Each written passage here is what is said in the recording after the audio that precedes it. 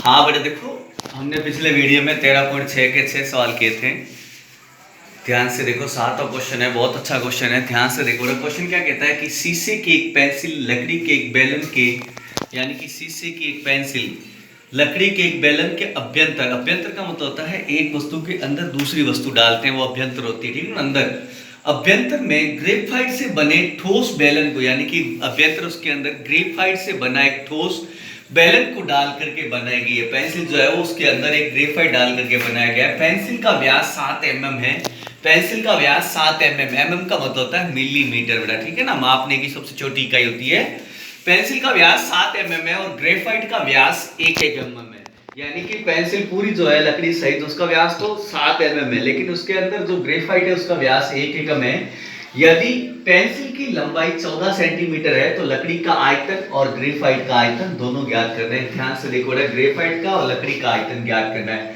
तो पहले हल देखो बेटा, हमारे पास ग्रेफाइट का व्यास है बेटा, देखो ग्रेफाइट का व्यास है 1 mm, ठीक है ना। ग्रेफाइट का व्यास है 1 mm। तो अब त्रिज्या होगी इसकी, या पहले mm को मिलीमीटर को सेंटीमीटर बदलते हैं, क्योंकि इसकी जो लंबाई है वो सेंटीमीटर में है, तो इसको मिलीमीटर को सेंटीमीटर में बदलते हैं तो 1/10 अर्थात 0.1 सेंटीमीटर बेटा, ठीक है ना। 0.1 सेंटीमीटर हो गया। अब इसकी ग्रेफाइट की त्रिज्या होगी, देखो ना, ग्रेफाइट की त्रिज्या, ग्रेफाइट की जो त्रिज्या है बेटा वो होगी आपकी व्यास की आधी, तो 0.1/2, ठीक है। 1/2 चाहो तो आप इसका पॉइंट हटा दो, चाहो तो यही छोड़ सकते हो, आप इसको यूं भी लिख सकते हो 1/20 सेंटीमीटर बेटा, ठीक है। ग्रेफाइट की त्रिज्या होगी। अब इसके अंदर है लकड़ी, तो देखो बेटा, अब पेंसिल का व्यास 7 mm है,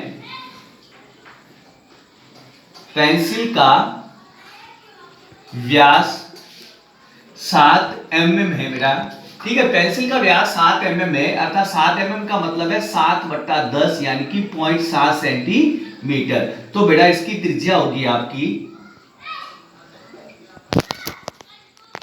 त्रिज्या होगी 0.7/2 यानी कि 7/20 सेंटीमीटर। अब आपके पास पेंसिल की लंबाई है बेटा, पेंसिल की लंबाई, पेंसिल की लंबाई है बेटा, देखो आपके पास टोटल है 14 सेंटीमीटर, ठीक है ना। पेंसिल की लंबाई है 14 सेंटीमीटर। तो देखो ग्रेफाइट का व्यास 1 mm है, मिलीमीटर को सेंटीमीटर में बदला तो 1 मिलीमीटर में 10 सेंटीमीटर होते हैं, इसलिए 10 का क्या लगा दिया भाग, तो 0.1 सेंटीमीटर।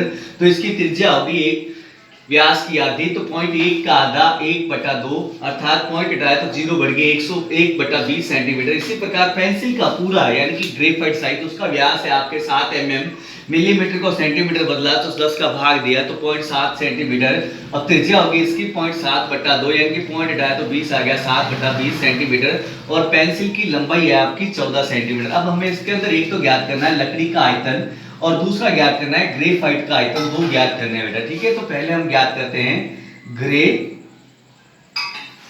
का आयतन। अब देखो बेटा, ग्रेफाइट यानी कि ग्रेफाइट जो है पेंसिल के अंदर है, और पेंसिल का वो जो काला भाग होता है ना, जिस पर स्केच करता चलता है वो भाग ग्रेफाइट होता है। काला सा जो भाग होता है छीलने पर जो प्राप्त होता है वो ग्रेफाइट होता है बेटा। तो वो भी एक लंबी पतली बेलनाकार नली के रूप में होता है, अर्थात बेलन के आकार होता है। ग्रेफाइट का आयतन बराबर बेलन का आयतन,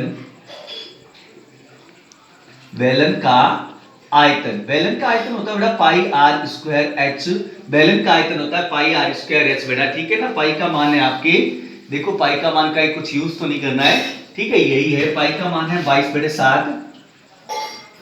आर बेटा इसकी ग्रेफाइट की आर है आपके 1/20 इंटू 1/20 इंटू एच है बेटा आपकी 14 सेंटीमीटर, ठीक है ना। एच है आपकी 14। तो देखो 7 से 14 गया 2 बार, 2 से 20 गया 10 बार, ये गया 11 गया 10 बार, और ये 2 गए 20 गया 10 बार, ठीक है ना। अब आपके ये हो गया 11/10 इंटू 10 यानी कि 100, अर्थात इसका आगे आपके पास 0.11 सेंटीमीटर क्यूब घन सेंटीमीटर, ठीक है ना। तो ये हो गया आपके ग्रेफाइट का आयतन। दोबारा देखो बेटा, ग्रेफाइट का आयतन मतलब बेलन का आयतन। बेलन का आयतन होता है पाई आर स्क्वायर एच। पाई का मान है 22/7। आर आपकी ग्रेफाइट की आर है बेटा 1/20 इंटू 1/20 और एच है 14 बेटा। देखो 7 से 14 गया 2 बार, 2 से 20 गया 10 बार, 2 से 20 गया 10 बार, 22 गया 11 बार, ऊपर बचा 11 11, 1 11 कम 11, नीचे बचा 10 इंटू 10 यानी कि 100। अब इसका भाग लगाएंगे तो 0.11 घन सेमी बेटा। ये तो ग्रेफाइट का आयतन। अब हमें इसके अंदर लकड़ी का आयतन ज्ञात करना है। ध्यान से देखो, हमें इसके अंदर लकड़ी का आयतन ज्ञात करना है, ध्यान से। तो देखो बेटा, इसका सेकंड पार्ट है लकड़ी का आयतन। तो लकड़ी का आयतन देखो बेटा, लकड़ी पूरी पेंसिल में लकड़ी नहीं है, क्योंकि उसके अंदर एक ग्रेफाइट डाला गया, नली डाली ग्रेफाइट की।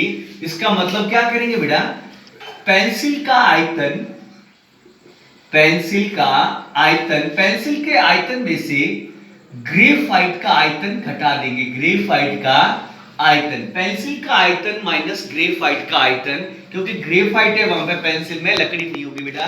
तो पेंसिल है अपने बेलनाकार, बेलन का आयतन है पाई आर स्क्वायर एच, और ग्रेफाइट भी बेलनाकार है और इसका आयतन है आपके, वैसे तो आपने अभी थोड़ी देर पहले ज्ञात किया ही था, लेकिन सीधा रख दो पाई आर स्क्वायर एच। अब इन दोनों में पाई और एच कॉमन है बेटा, पाई और एच कॉमन है, बाहर आ गया यहाँ पे R square minus are square. ठीक है बेटा, अपन इसको और चाहते हैं तो थोड़ा शॉर्ट हो जाता है, ये हो जाएगा आपकी ए स्क्वायर माइनस बी स्क्वायर, यानी कि ए माइनस बी और ए प्लस बी बेटा। ठीक है, ए माइनस बी और ए प्लस बी। पाई का मान 22/7 है बेटा। एच है आपकी 14। अब कैपिटल आर यानी कि पेंसिल की आर आई थी आपकी 7/20 माइनस, और ग्रेफाइट की आर आई थी आपके 1/20। इसी प्रकार 7/20 प्लस 1/20। अब तुमने 7 से 14 गया 2 बार, 22 दूनी 44। इसका लघुत्तम लेते हैं तो 20 आता है बेटा, तो 7 माइनस 1। इसका लघुत्तम लेते हैं तो भी 20 आता है, तो 7 प्लस 1, अर्थात 44 बट्टा में कुछ नहीं है तो 1 मान लेते हैं, यहां सीधे लिख दो 44 इंटू 7 में से 1 गया 6/20 इंटू 7 और 1 8, 8/20 बेटा। अब देखो बेटा 2 के पारे से, और ऐसे देखें तो 2 के पारे से ये 22 बार और ये 10 बार, 2 के पारे से ये 11 बार और ये 10 बार बेटा। आपके पास बचा 11 इंटू 6 इंटू 8 बट्टा 10 इंटू 10, अर्थात 8 6 48, 48 से कम 48, 48 का 8 हासिल 4, 48 और 4 52 बट्टा 10 10 100, अर्थात 5.28 घन सेमी बेटा। ठीक है ना। तो ये अपने पास बची लकड़ी। इस लकड़ी का आयतन है, देखो लकड़ी का आयतन, पेंसिल जो होती है उसके पूरे भाग में लकड़ी नहीं होती है, क्योंकि उसके अंदर कुछ भाग में ग्रेफाइट है। तो हमें लकड़ी का आयतन ज्ञात करना है, तो पेंसिल के आयतन में से ग्रेफाइट का आयतन घटा दो।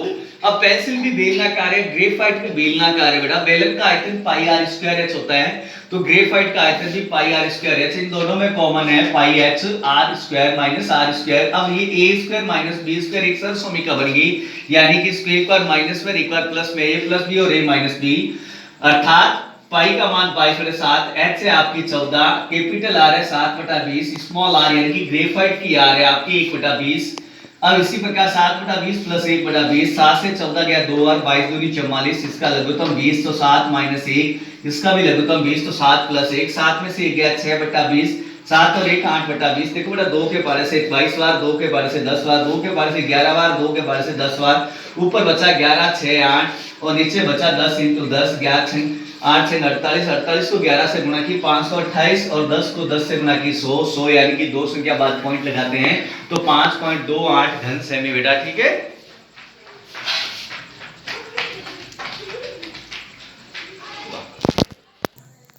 हाँ देखो बेटा, नेक्स्ट अगला क्वेश्चन है 8वां कि एक अस्पताल के एक रोगी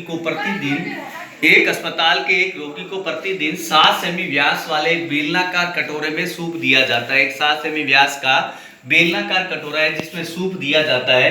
यदि वह सूप का मतलब कोई दवाई होगी, काटा मान लो, ठीक है, लिक्विड दिया जाता है। कटोरा, यदि वह कटोरा सूप से 4 सेमी ऊंचाई तक भरा जाता है, तो इस अस्पताल में 250 रोगी हैं, तो रोगियों के लिए प्रतिदिन कितना सूप तैयार किया जाएगा? तो देखो आपके पास कटोरे का व्यास है बेटा, कटोरे का व्यास 7 सेमी है, तो त्रिज्या इस व्यास की आधी होगी बेटा। कटोरे का व्यास 7 सेमी है, तो त्रिज्या कटोरे की व्यास की आधी यानी कि 7/2। और सूप की ऊंचाई, सूप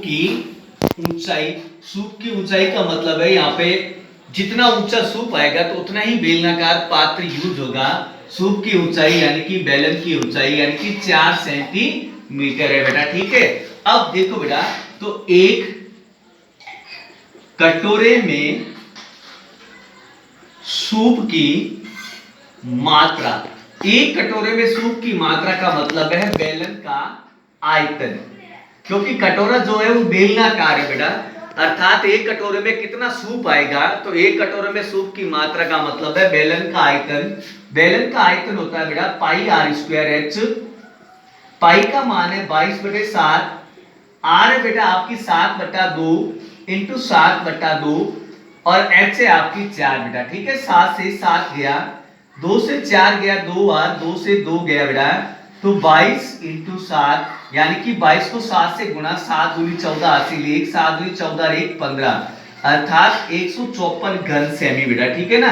तो यानी कि एक कटोरे में सूप की जो मात्रा है वो 154 घन सेमी है। दोबारा देखो, कटोरे का व्यास 7 सेमी है, तो त्रिज्या होगी 7/2, और उस सूप की ऊंचाई यानी कि जैसे ये कटोरा है, इसमें अगर मान लो ये पूरा कटोरा बेलनाकार है, इसमें सूप डालेंगे, अगर मान लो सूप यहां तक ही आता है बेटा, इसका मतलब ये इसकी ऊंचाई है, ये इसकी क्या है, ऊंचाई है, तो इतनी मानेंगे, पूरी इस ऊंचाई से कोई मतलब नहीं है। सूप की ऊंचाई अर्थात उस बेलन की ऊंचाई होगी तो 4 सेंटीमीटर। तो एक कटोरे में सूप की मात्रा होगी आपके, यानी कि बेलन का आयतन, बेलन का आयतन होता है पाई आर स्क्वायर एच, पाई का मान 22/7, आर है आपकी 7/2 बेटा, 7/2 दो बार, एच है आपकी 4, 7 से 7 गया, 2 से 4 गया, 2 बार, 2 से 2 गया एक बार, अब 22 इंटू 7 बचा बेटा, 22 7 154, ये तो हुआ 154 घन सेमी एक कटोरे में सूप की मात्रा। तो देखो बेटा, चूंकि वो कहता है कि इस अस्पताल में 250 रोगी हैं, तो उसके लिए प्रतिदिन कितना सूप तैयार किया जाएगा? तो देखो बेटा, चूंकि